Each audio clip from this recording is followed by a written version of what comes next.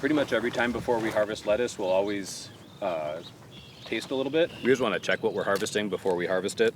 This is the start of the flower forming. So ordinarily there wouldn't be any of this little nub. If we feel like it's right on the edge, the other thing you can do is take your finger and kind of wiggle it down, and if you feel, obviously it kind of feels like there's another finger pushing up at you, that's another sign that it's getting really close to flowering. But this isn't, usually what we'll do is we'll check, and if this was much taller, see how it's even getting a little taller up here, then we might not harvest it, or we choose to do a different one. But this is, at this point, with the heat and everything we've got, is in pretty good shape. So what you're gonna try to do is cut we don't really want to go into the soil, but we want to go just above the soil and kind of perpendicular to the plant. And so you'll see if you cut a little higher, it's going to shed a whole bunch of leaves. It might still be okay. If you cut it too high, it's going to just crumple apart and it won't stay as a head. And so the process would be then to flip it over and set it off to the side upside down. And then the next people who come through, any leaf that's like, this one's torn, that's yellow or torn, a little bit of a tear. And then we'll take it and so these are actually going to be pretty big. So what we might end up doing is putting them down on their side. Then we might be able to get a few more in there.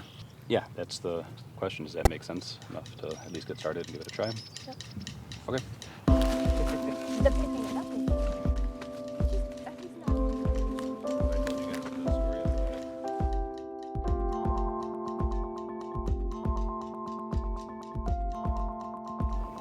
Yeah, you might want to pull this one in the sun, yeah.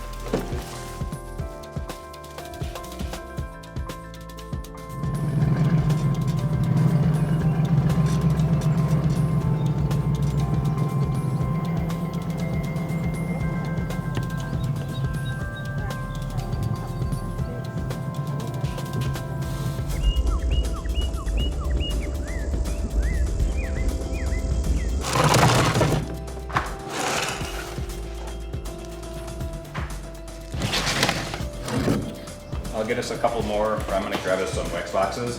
And then you'll grab each head one by one, and we're gonna dunk it so we push the water up into the leaves. And I don't know if you guys heard some of the leaves crack. We'll try to avoid that, so kind of push down slow, or you can sort of hold it with two hands. But if you go up and down a couple times, pull it out and let it drain, and then pass it off. And then we'll have people down here who are gonna give it one additional shake and put it into a box. Jump in.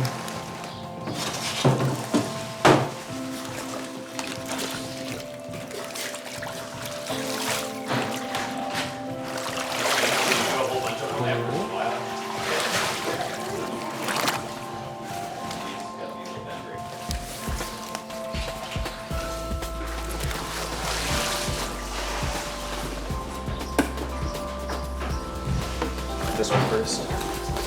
And then the two short sides. Yep, and then that one will fold in and hold it all together.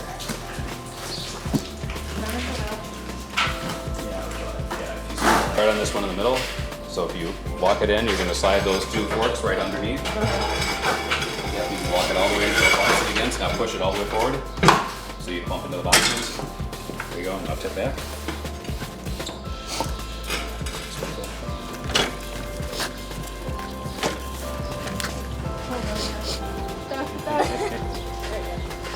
Somewhere next to the shelf.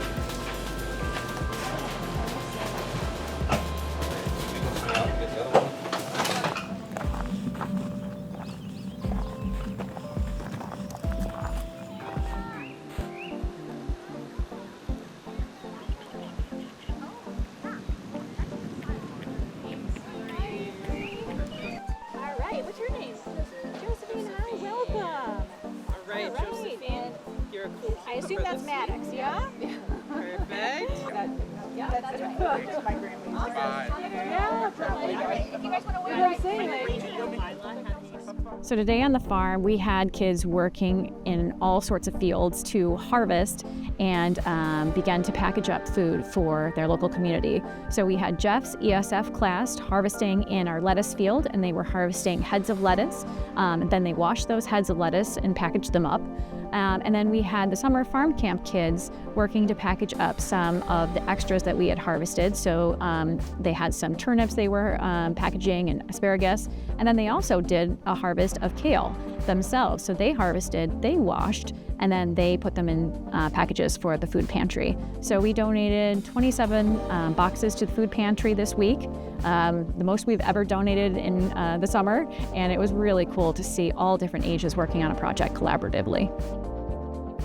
Yeah, also this week we have 5 sheep, and our sheep were shorn in May, and the high school students, Subokimad, and the ESF students were washing the wool and getting it clean, and then they were able to start doing some felting of the felt balls so that we can do some like decorations out by the sheep. So the process that we're doing with the fresh wool that we just sheared earlier this spring is it'll start out with the big tanks down there, which are full of soapy water. And we'll take the dirty wool that came right off of the sheep and we'll get it in there and we'll wash it to remove some of the oil and the dirt and the grass and all that sort of thing. And so it'll go through 2 tanks, one tank that's a little dirtier and then a cleaner rinse. It'll go onto a table where it can kind of drip dry just a little bit. And then we'll come around as they're doing here and dunk it into another bucket of warm soapy water. And it'll gradually go from a big fluffy ball that looks a little bit like cotton. And by working it little by little by little, it'll slowly start to take shape into what will be ultimately a felt ball.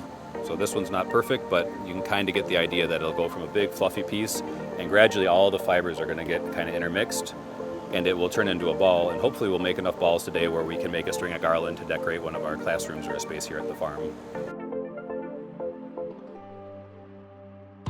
So hands-on learning is super important because it gives like real and authentic experience. So you can learn about things in books or in the classroom, but unless you're actually engaging with it in a tangible way, you don't really create those like connections in your brain of the application that you'll be able to use later. And so when I'm reflecting on kind of the experience campers have had this week, I believe they're going to last a long time. They got to see food growing and then pull it out and wash it and do that whole process. And never again are they going to eat a salad or see some greens and think it just came out clean and lovely. They're going to remember that for the rest of their life. Never again are they going to put on a wool sweater and think that it just magically appeared in the store. They're going to know it came from the sheep, and they're going to know the process that went through to get it clean enough to even get it to a place where you could spin it. And it's going to create an appreciation and a care that is really important for the next generation and for this generation. So hands-on learning provides kind of like the tactical vehicle to make learning matter. One of the things that I thought was really fun this week was that it was so hot. It was so hot, and we talked about the discomfort that we were in. We talked about how we needed water, and we talked about the farmers that were out in the field sweating. And I thought it really drove home the point of the respect that we owe people who are working with food, the food that we pull out of the field. And you know, things are not always comfortable, and that's okay. We can get through this. We're stronger than we realize. And so we're really developing a sense of kind of pride that kids can get through some hard things. And resilience. I thought it was cool. That's wildly awesome.